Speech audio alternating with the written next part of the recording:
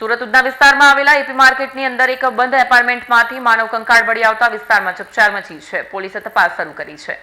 Police સૂત્રોના જણાવ્યા અનુસાર કંકાલ પાસેથી એક મોબાઈલ ફોનનું ચાર્જર અને હસ્તલિખિત નોટબુક મળી આવી છે, જે તપાસ માટે મહત્વપૂર્ણ સાબિત થઈ શકે છે. પ્રાથમિક તપાસમાં અનુમાન વ્યક્ત કરવામાં આવી રહ્યું છે કે મૃતક મહારાષ્ટ્ર રાજ્યનો વતની હોઈ શકે છે. જોકે કંકાલ કેટલા દિવસોથી એપાર્ટમેન્ટમાં પડ્યો હતો અને મૃત્યુનું ચોક્કસ કારણ શું હતું તે પોસ્ટમોર્ટમ અને ફોરેન્સિક વિજ્ઞાનની વિગતવાર તપાસ બાદ સ્પષ્ટ થશે.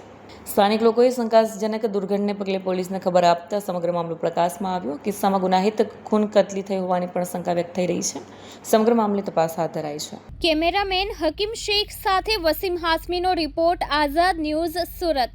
ગઈકાલે રાત્રિના 10:30 વાગે આજુબાજુ ઉધના પોલીસ સ્ટેશન વિસ્તારના ઉધના બસ ડેપોની બાજુમાં આવેલ સોમનાથ ટી સેન્ટર પાસે આવેલ એપી માર્કેટના બિલ્ડિંગના ભોયતળિયાના ભાગે અંદરની બાજુ એક માનવ કંકાલ મળેલાની માહિતી મળેલ, જેના આધારે ઉધના પોલીસ સ્ટેશનમાં ભારતીય નાગરિક સુરક્ષા સંહિતા 2023ની કલમ 194 મુજબ અકસ્માત મોત એટલે કે એડી નોંધવામાં આવેલી છે અને જેની તપાસ ચાલુ છે.